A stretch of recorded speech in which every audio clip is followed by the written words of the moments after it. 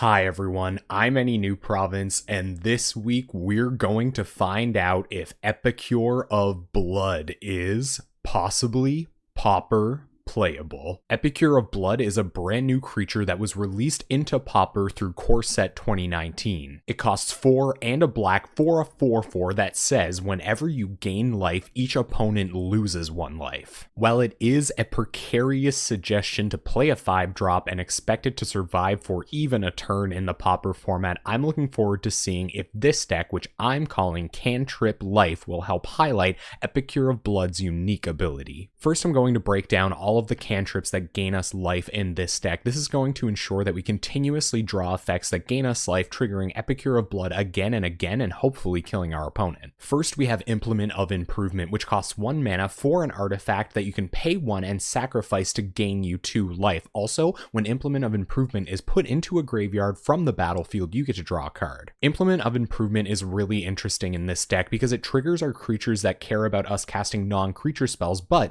we can keep it around on the board until we have an Epicure played so that we make sure when we gain life from Implement of Improvement, we get an Epicure trigger. We're also playing 4 copies of Revitalize, which is another new printing from M19. It costs 1 and a white for an instant that gains you 3 life and draws you a card. Revitalize is a pretty bad card on its own, but in this deck it helps trigger our creatures that care about non-creature spells and also gets an Epicure of Blood trigger while drawing us another card that will hopefully gain us some more life. Our last cantripping life gain spell is one of my favorites. It's Survival Cache, which costs 2 and a white for a sorcery that gains you 2 life. Then, if you have more life than an opponent, you get to draw a card. Survival Cache, being a non-creature spell that gains you life and replaces itself, is almost enough to have it included in this deck, but the really cool part about Survival Cache is that it has Rebound. Rebound says if you cast this spell from your hand, exile it as it resolves. At the beginning of your next upkeep, you may cast this card from exile without paying its mana cost. We'll get to trigger our creatures that care about non-creature spells again, gain a little bit more life, draw another card, and trigger Epicure of Blood. Our next package is full of spells that help us trigger life gain on multiple occasions, so that if we can get them and Epicure of Blood on board, we can whittle away at our opponents slowly over time. First is Pristine Talisman. It costs 3 mana for an artifact that you can tap to add colorless to your mana pool. When you do, you gain 1 life. Not only is this a great way to trigger Epicure of Blood, this also helps us play it a turn earlier, which is something you definitely want to do with high converted mana cost creatures in Pauper. Hopefully, we can get an Epicure down before our opponent draws an answer to it. We also have Student of Ojutai, and I'm really glad we're running it here because I don't know that it would make the cut in any other deck. Student of Ojutai costs 3 and a white for a 2/4 that allows you to gain 2 life whenever you cast a non-creature spell. We're not always going to be able to whittle away our opponent's entire life total with Epicure of Blood triggers. That's why I've included some creatures that go along with our life gain plan while helping us out with an aggressive start. First, we have Seeker of the Way, which costs 1 white for a 2/2 with Prowess, which means whenever you cast a non-creature spell, this creature gets +1/+1 until end of turn. Also, whenever you cast a non-creature spell, Seeker of the Way gains lifelink until end of turn. Seeker of the Way is an absolute house, and it will carry this deck to some wins that it had no place winning. At the same time, even if you're just casting instant speed non-creature spells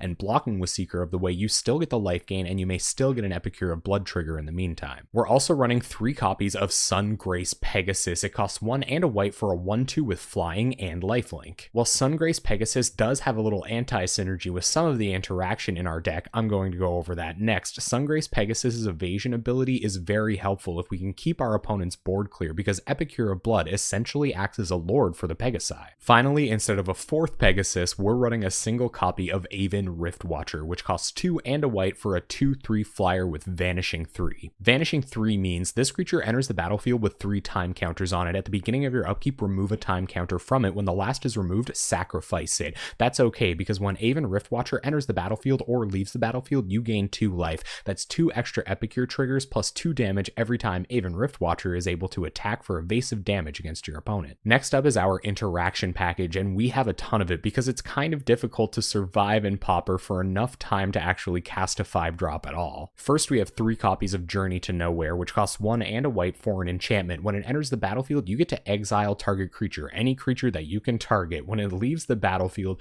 return the exiled creature to the battlefield under its owner's control. Unfortunately, this isn't a core Skyfisher deck, so we don't get to do very many fancy things with Journey to Nowhere. Still, I'm glad to have a couple of catch-all removal spells for the early game. Speaking of catch-all removal spells, we're running one copy of Doomblade, which costs 1 and a black for an instant that destroys target non-black creature. I've decided to include a copy of Doomblade over the 4th copy of Journey to Nowhere because sometimes your opponent can remove the Journey to Nowhere, and sometimes you can get a really good blowout with instant speed removal. We're also running 2 copies of Chainer's Edict, which costs 1 and a black for a sorcery that causes target player to sacrifice a creature. Our games will often go long enough that we can actually flash back Chainer's Edict from our graveyard by paying 5 black and exiling it. This is great because it triggers all of our creatures that care about us casting non-creature spells again while removing an additional threat from our opponent's side of the board. Our last non-land card is one of the best cards in the entire deck. This is Evenkar's Justice. It costs 2 black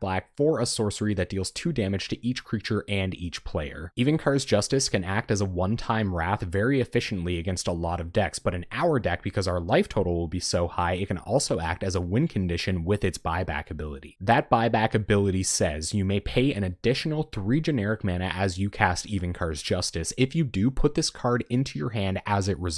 So once we build up our mana, start a little bit of ramp with our Pristine Talisman, and eventually get to 7, we can just cast Evenkar's Justice every turn, trigger our creatures that care about non-creature spells, deal 2 or 3 damage to our opponent if we have an Epicure of Blood on board. It's just amazing in this deck. Alright, let's have a look at this mana base. First, we have 4 copies of Ash Barrens. Ash Barrens over Evolving Wilds because we aren't running a ton of black, so it's okay if we have to go search it up later on. Also, Pristine Talisman can add the generic mana we need to cycle an Ash Barrens away, so it's okay having it in our hand. We have 1 Bojuka Bog in our main deck as a bit of graveyard hate. This is basically because the control matchup is so bad. Bojuka Bog enters the battlefield tapped. When it enters the battlefield, you exile all cards from target player's graveyard. If it's untapped, you can tap it for black. We have 2 copies of Kabira Crossroads, which enter the battlefield tapped, and when they enter the battlefield, they gain you 2 life, hopefully triggering Epicure of Blood. When they're untapped, you can tap them for white. We have 4 standard Pauper duels in black and white in Scoured Barrens. They enter the battlefield tapped. When they enter the battlefield, they gain you a life, and when they're untapped, you can tap them for black or white. And our last non-basics are 4 Karus in black and white. They enter the battlefield tapped. When they enter the battlefield, you return a land you control to your hand. When they're untapped, you can tap them for black and white. And there you have it, Cantrip Life. We're going to take this deck into a league at twitch.tv/AnyNewProvince. We're there every Tuesday night at 7 p.m. Atlantic time playing possibly Pauper playable decks. Before I go, I just want to remind you that you can like the video or subscribe to the channel down below. I'd seriously appreciate it. It's a great way to let me know you've enjoyed everything, and it really encourages me to keep making great Pauper content.